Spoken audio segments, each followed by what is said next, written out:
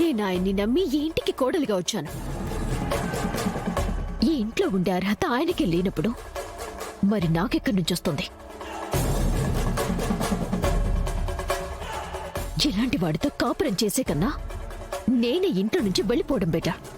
నిషి నిషి నిషి ఆగు. ఈ టైంలో నువ్వు ఇలా వెళ్ళిపోవడం కరెక్ట్ కాదే.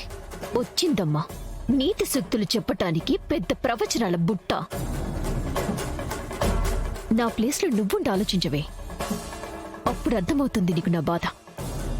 నీ బాధను నేను అర్థం చేసుకోగలను కాబట్టి చెప్తున్నాను. అనవసరంగా తొందరపడకు. ఇది నీ కాపురానికి సంబంధించిన విషయం. ఆవేశాలకి పోతే తర్వాత చాలా అనర్థాలు జరుగుతాయి. చూడు, నువ్వేమైనా చెప్పాలి అనుకుంటే వెళ్ళి కౌశికొదినకు చెప్పు. మా ఆయనకి ఈ ఇంట్లో ఆఫీస్లో సగభాగం ఇస్తానని చెప్పమను. అప్పుడే నేను ఇంట్లో ఉంటాను.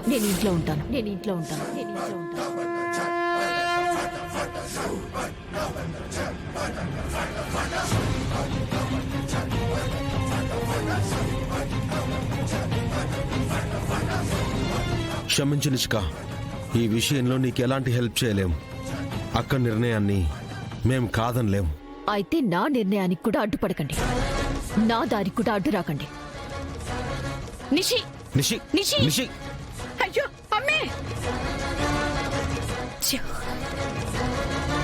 నిషి. అమ్మా నిషిక, నాన్నా,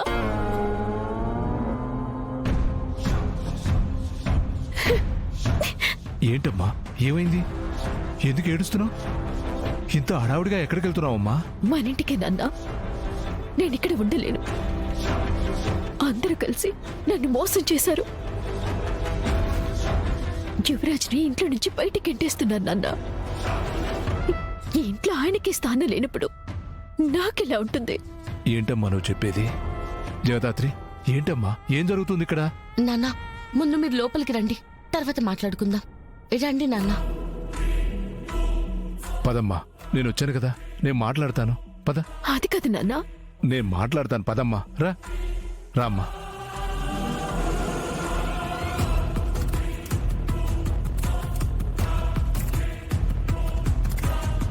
అన్నయ్య గారు, మీరెప్పుడొచ్చుండారు?